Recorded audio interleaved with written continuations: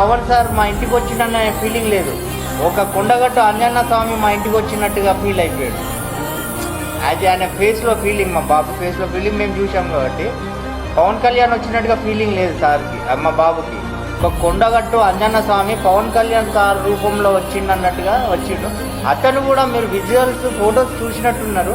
మా ఇంట్లో ఎంట్రన్స్ ఇప్పుడు అది ప్రసాదం పట్టుకొని వచ్చాడు కదా, అప్పుడు పవన్ కళ్యాణ్ వచ్చినట్టు లేదు మాకైతే. ఒక అంజన్న స్వామి డైరెక్ట్ దర్శనం ఇస్తే ఎట్లా మాకు వస్తారో అలా ఆ విధంగా వచ్చాడు.